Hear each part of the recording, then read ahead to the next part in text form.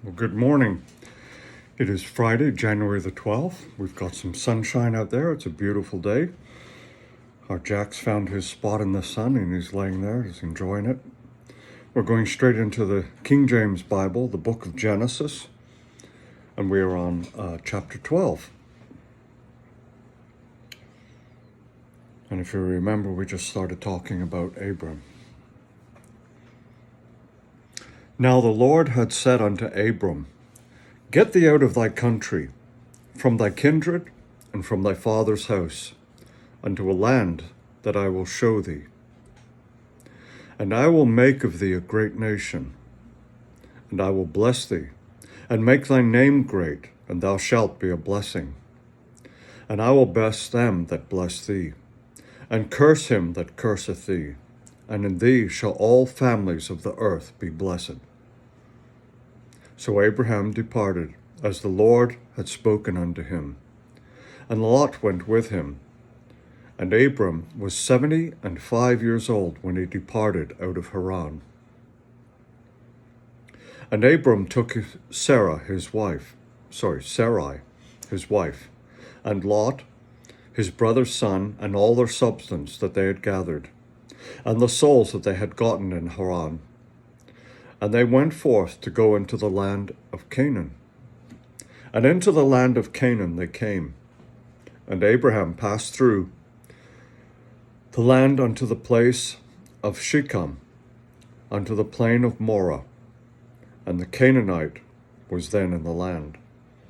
And the Lord appeared unto Abram, and said, Unto thy seed will I give this land, and there be builded an altar unto the Lord who had appeared unto him.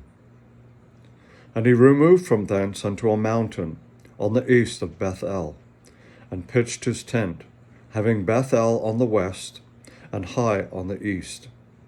And there he builded an altar unto the Lord, and called upon the name of the Lord. And Abram journeyed, going on still toward the south. And there was a famine in the land. And Abram went down into Egypt to sojourn there, for the famine was grievous in the land. And it came to pass, when he came near to Egypt, that he said unto Sarai his wife, Behold now, I know that thou art a fair woman to look upon. Therefore it shall come to pass, when the Egyptians shall see thee, that they shall say, This is his wife, and they will kill me, but they will save thee alive. Say, I pray thee, thou art my sister, that it may be well with me for thy sake, and my soul shall live because of thee. And it came to pass that when Abram was come into Egypt, the Egyptians beheld the woman, that she was very fair. The princes also of Pharaoh saw her, and commended her before Pharaoh, and the woman was taken into Pharaoh's house. And he entreated Abram well for her sake, and he had sheep and oxen, and he-asses, and men-servants, and maidservants, and she-asses, and camels. And the Lord plagued Pharaoh and his house with great plagues, because of Sarai, Abram's wife. And Pharaoh called Abram, and said, What is this that thou hast done unto me? Why didst thou not tell me that she was thy wife? Why saidst thou, She is my sister? So I might have taken her to me to wife. Now therefore, behold thy wife, take her, and go thy way. And Pharaoh commanded his men concerning him, and they sent him away, and his wife, and all that he had.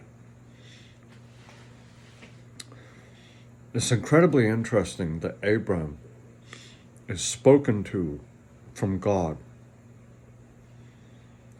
Now we know that this must have been, there's no appearance or anything else. He was spoken to from God. Now there's no mention that Abram was a believer in God or anything else. And as far as we know, the land that he came from was more of a pagan god's land. But Abraham heard God, And the message was so strong and he believed it so much that he left his family, his father's land, and took with him his own possessions and his own family and his cousin Lot and Lot's son. And they left and were guided by God. And he even made an altar to God. But then a famine came upon the land. Something bad happened. And Abram, you don't hear about God saying, go to Egypt. Abram goes to, he makes a decision, a major decision, and they go into Egypt. Then he makes another major decision to deceive the Pharaoh, lest he should lose his life.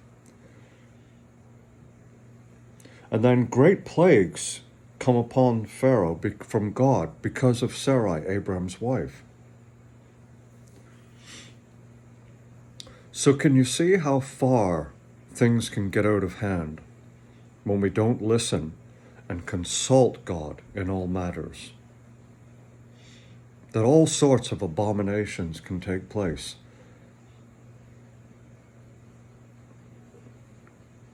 All sorts of mistakes can happen. All sorts of bad things can happen. I mean, the Egyptians were innocent enough. You know, they thought that Sarai was an available woman, and they suggested to their Pharaoh that he should take her unto his wife. That was custom of the area, and they were acting in all innocence and belief that everything was okay. But Abraham had deceived him. And the Pharaoh says, why did you do this to me? So you can see straight away that now Abram's having to deceive and lie and get into all sorts of trouble.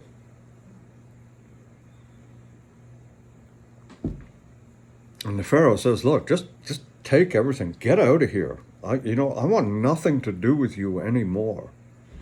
This is the great Abram. The Pharaoh says, I want nothing to do with you. You're a deceiver. You're a liar. You got us into trouble. You plagued my people. Why did you bring this upon me? Abram, the one who'd been promised to be a blessing to the world, was now a curse to the Egyptians. Because you see, the narrative from God stopped when Abraham took it upon himself to go into Egypt. He didn't say, God, what should we do now? He didn't let God provide. He didn't have the faith that God would provide and lead the way. Suddenly, it all got lost. We don't know why. It could have been peer pressure from his family, from Sarai, and, look, we're in the middle of a famine here, and, we're starving. You brought us out of our beautiful, fertile homeland, and we're going to die here. You get some sort of inkling of that if you watch the movie His Only Son, where Sarai still pursues her own gods, and she does. She lets loose on Abram. I mean, that could have happened. That could have been the case. But it all is a result of the fact that Abraham didn't consult God. The narrative from God stopped. God's just sitting back there going, you didn't ask me. You didn't come to me. And now look what's happened to you. So do you think Abram learned a lesson from God? Probably.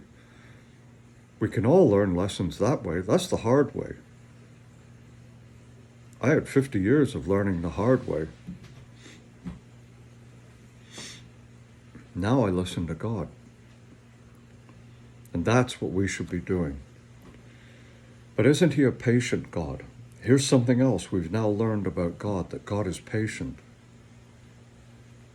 God has invested a lot in Abram, but God is omniscient. He knows the past, present, and future. He lives in the past, present, and future all at the same time. He's omniscient. He's omnipresent. He's all-knowing. He's everywhere. So God's just waiting now for Abraham. He says, okay, you made a mistake.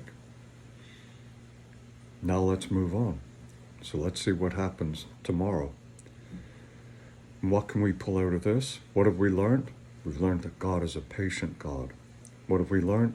We can make mistakes and learn the hard way, or we can listen to God. Thank you for listening. Remember, God gives us all of this because he loves us so much that he wants us to understand this. He wants us to pull this meaning out of the text and say, well, what happened? What is the message? And how does it apply to me? And how do I get to know you better, God? He does that because he loves us. And I do this because I love you too. Thank you for listening. Have a great day. The sun's just having another big burst out there and it's gorgeous. Thank you, Lord. Bye for now.